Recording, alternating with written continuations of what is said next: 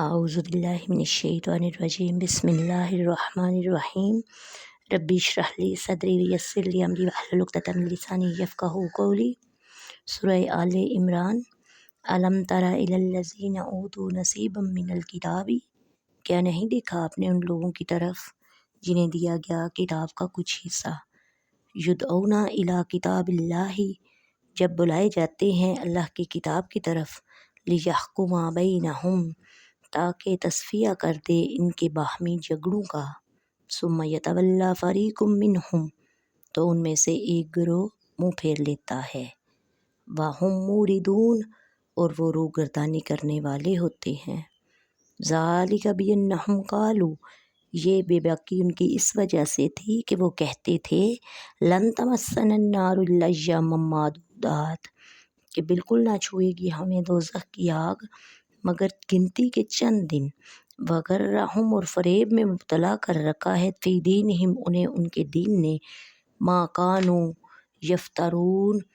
جو وہ باتیں خود گھڑا کرتے تھے۔ فکیف،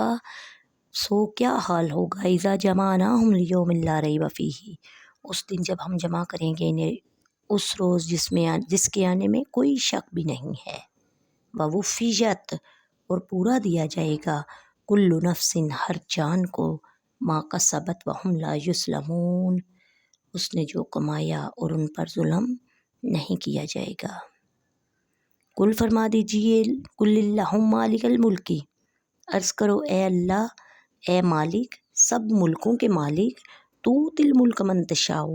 تو بخش دیتا ہے ملک جسے چاہتا ہے، وتنزع الملک ممن تشاء،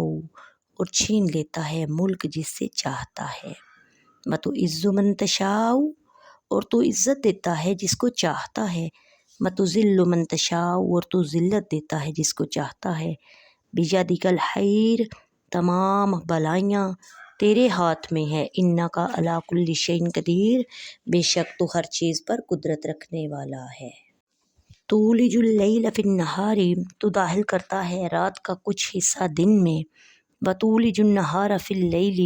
اور تو داخل کرتا ہے دن کا کچھ حصہ رات میں، وتخرج الحی من المیت، اور تو نکالتا ہے زندہ کو مردہ سے،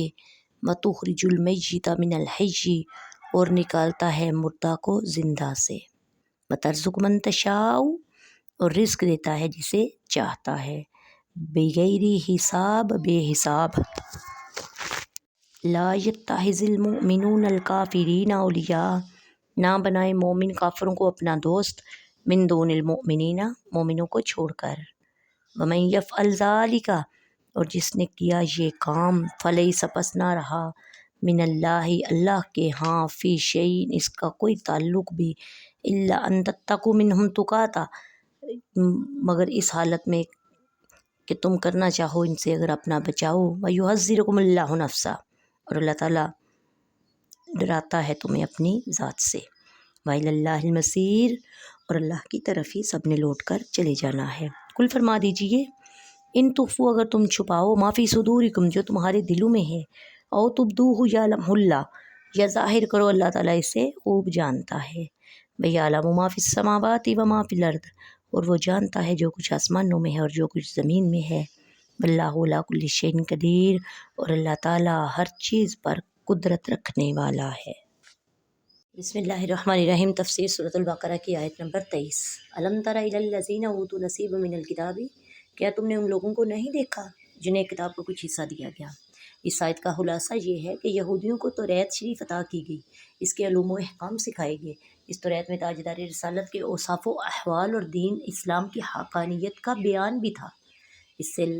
جب رسول صلی اللہ علیہ وآلہ وسلم جب تشریف لائے اور بنی اسرائیل کو قرآن کریم کی دعوت دے، تو وہ حضور صلی اللہ علیہ وسلم پر قرآن شریف پر ایمان لے آئے، اس کے احکام کی تعمیل کریں، لیکن ان میں سے اکثر نے ایسا نہیں کیا۔ آیت میں کتاب اللہ کی طرف بلانے کا ذکر ہے، جو تفسیر اوپر ذکر کی گئی، اس کے مطابق یہاں کتاب اللہ سے مراد قرآن ہے۔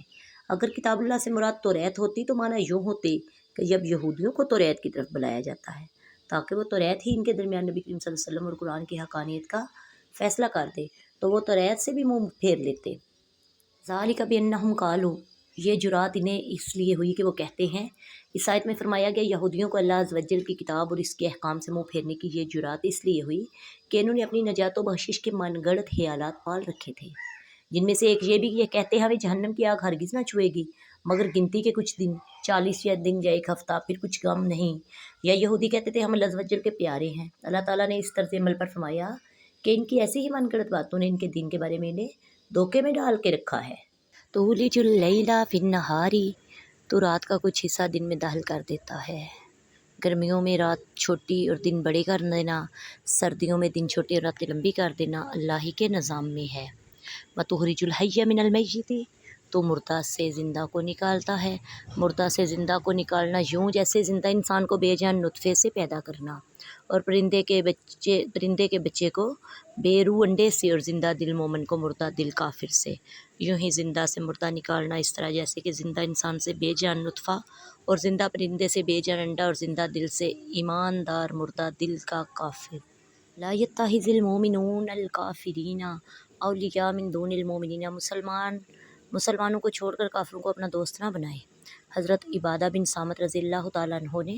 جنگ احزاب کے موقع پر سید دو عالم صلی اللہ علیہ وآلہ وسلم سے عرض کیا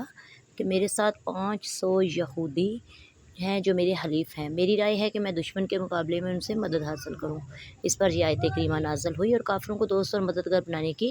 ممانعت فرمائی گئی۔ یوم تجد کل نفس، جس دن ہر شخص پائے گا، سورہ آل عمران کی آیت نمبر 29 اور 30، ہر شخص کی اصلاح کے لیے کافی ہے۔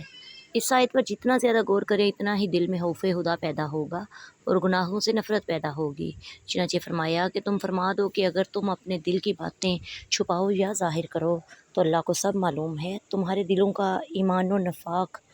دل کی طہارت و خباثت، اچھے برے خیالات، نیک و بد ارادے، صحیح فاسد منصوبے ساری دنیا سے چھپ سکتے ہیں، لیکن اللہ تعالیٰ جو ہے وہ سب جانتا ہے۔ وہ جو کچھ آسمانوں میں ہے، زمینوں میں ہے، سب کچھ وہ اس کو